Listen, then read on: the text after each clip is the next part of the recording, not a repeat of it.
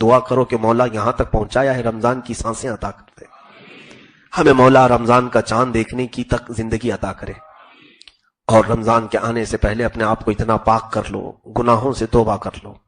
ایک بات یاد رکھو کہ برتن صاف ہے تو اس میں اچھی چیزیں گرتی ہیں، اور برتن اگر ناپاک ہے تو کوئی اس میں اچھی چیز ڈالتا نہیں۔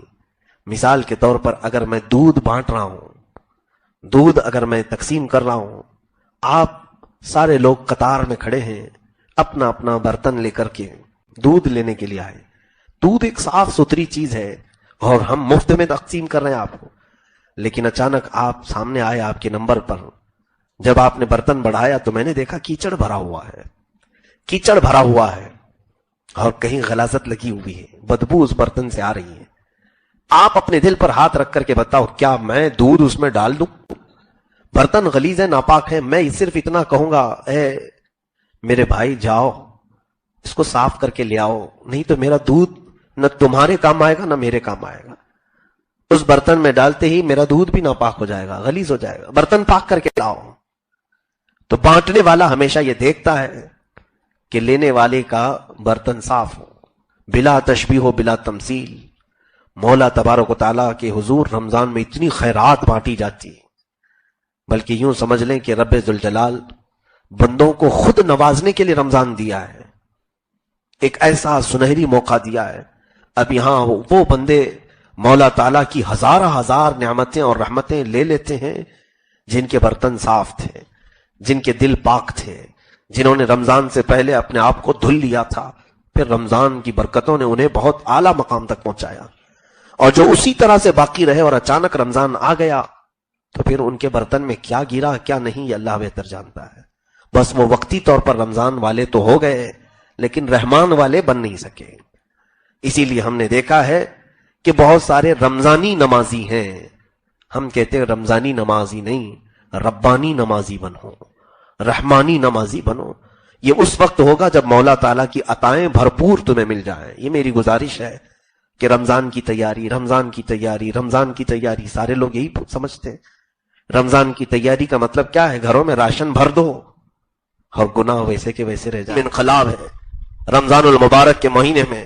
ماں عائشہ صدیقہ فرماتی ہیں رضی اللہ تعالیٰ عنہ، رسول کریم صلی اللہ تعالیٰ علیہ وسلم ہمیشہ اصحاب صفہ کے ساتھ افطار کرتے تھے۔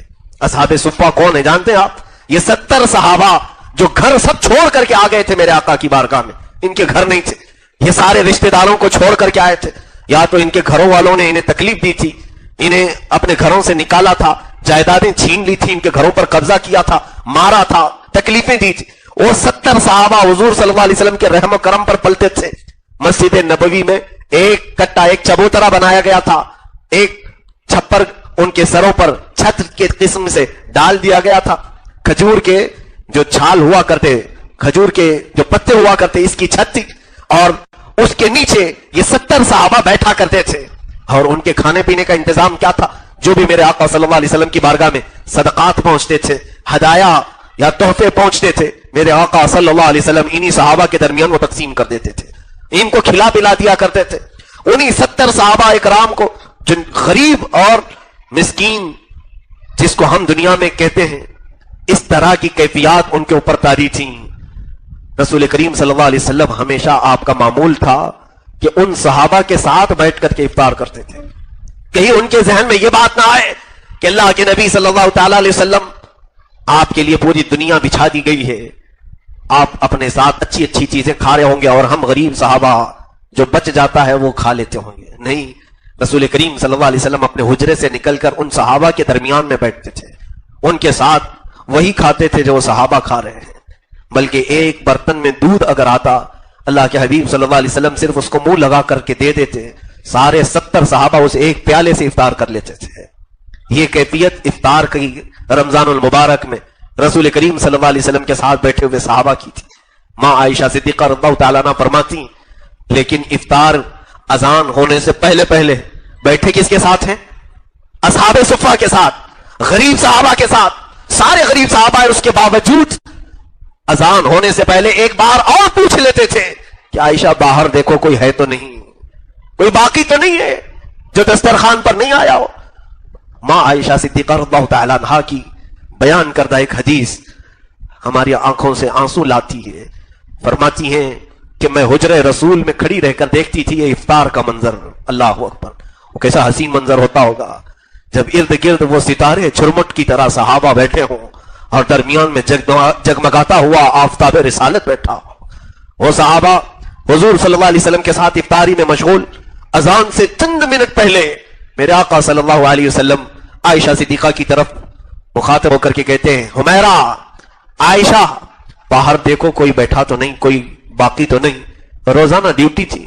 آج میں نے جھانک کر کے دیکھا دور جنت البقیع کے پاس ایک درخت کے نیچے کوئی مسافر نظر آیا. کوئی مسافر اپنی سواری کو باندھ کر کے بیٹھا ہوا نظر آیا. شام کا وقت ہے، اس کے چہرے پر گرد و غبار ہے، کپڑوں پر دھول کے آثار ہیں.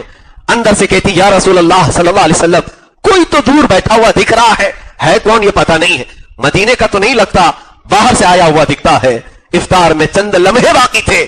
دسترخوان چھوڑ کر میرے آقا اٹھ گئے اور میرے آقا صلی اللہ تعالی علیہ وسلم چلتے ہوئے اس جنت البقیع کے درخت تک گئے جہاں پر وہ مسافر اپنی سواری کو باندھ کر بیٹھنے کی کوشش کر رہا تھا. حضور اس کے قریب گئے، جا کر کے پوچھتے، تو کون ہے، کہاں سے آیا ہے؟ کہا بڑا لمبا سفر طے کر کے آیا ہوں. سفر کی تھکان الگ تھی، چہرے پر گرد و غبار کے آثار الگ تھے. وہ بیٹھ رہا تھا. پوچھا میرے آقا صلی اللہ علیہ وسلم نے، کچھ کھانے پینے کو ملا؟ اسی منزل کے لیے آیا ہے یا اس سے آگے بھی جانا ہے؟ کہا کھایا پیا نہیں ہو اور منزل یہی ہے، یہی پر آیا ہوں. میرے آقا صلی اللہ تعالی علیہ وسلم اس کا ہاتھ پکڑ کر کے کہتے، چلو ہمارے دسترخوان پر ساتھ بیٹھ کر کے کچھ کھا پی لیا جائے. وہ ساتھ میں آیا. اللہ کے حبیب صلی اللہ علیہ وسلم اپنا پیالہ جو دودھ پی رہے تھے وہ اسے دے دیا. اس مسافر کو اس نے پیٹ بھر کر کے پی لیا. آج سارے صحابہ کھجور کی ایک گٹلی کو چوس کر سارے لوگوں نے افطار کر لیا. ایک کھجور پر ساروں کا افطار ہو گیا. اخیر میں وہ بندہ پوچھتا ہے، میری منزل یہ تھی، میں ایک شخص کو تلاش کرتے آیا ہوں جس کا بڑا چرچا میں نے سنا ہے، اس کا نام محمد ہے، وہ یہاں کہاں رہتا ہے؟ صحابہ کی آنکھیں بھیگ گئی. کہا جس نے تجھے سیراب کیا وہی محمد تو ہے، جس نے تیرا ہاتھ پکڑ کر تجھے منزل تک لایا وہی محمد تو ہے. عزیزان گرامی وقار، یہ رمضان المبارک نے ہمارے ساتھ کیا ہوتا ہے؟ افطار کا وقت قریب ہو، ہمیں تو آس پاس والے نظر نہیں آتے. بھوک کی شدت میں لوگوں کے دماغ عرش پر ہوتے ہیں، آسمان پر ہوتے ہیں. جلال الگ ہوتا ہے، غصہ الگ ہوتا ہے. عزیزان گرامی، رمضان المبارک میں اس چیز کا بھی خیال کریں کہ پہلے میرے ہاتھ میں جو کھجور ہیں میں دوسرے کو دے دوں. میرے پاس اگر شربت کا گلاس آیا ہے پہلے میرے آس پاس بیٹھے ہوئے کو پلا دوں. اس کا ثواب آپ کو معلوم؟ میرے آقا صلی اللہ تعالی علیہ وسلم کی حدیث کریمہ سے یہ مفہوم وارد ہوتا ہے. فرمایا تم اکیلے ایک روزہ رکھ سکتے ہو لیکن ثواب 70 کا بھی حاصل کر سکتے ہو. پوچھا کیسے؟ کہا اگر تم نے اپنی کھجوروں سے دوسروں کو افطار کرایا ان کے روزے کے برابر بھی ثواب اللہ تمہیں عطا کرے گا. اس کا ثواب اس کے ساتھ ہے، اس کا روزہ جائے گا نہیں لیکن اس کے روزے کے برابر کا ثواب تجھے بھی دیا جائے گا. کیوں نہ ہم دوسروں کو بھی افطار کرائے، بلکہ یہاں سب صاحب استطاعت ہوں گے. غریب اور مسکین کو کھلانا ضروری نہیں، ہر ایک کو کوشش یہ کیا جائے میری کھجور سے وہ افطار کرے، اس کی کھجور سے میں افطار کروں. اس میں کوئی مذائقہ نہیں، محبتیں بڑھتی ہیں. اور رمضان یہی تو ہمیں پیغام لے کر کے آتا ہے کہ ہمارے درمیان کی جو نفرتوں کی دیواریں ہیں رمضان کی یہ میٹھی کھجوروں سے ختم ہو جائے.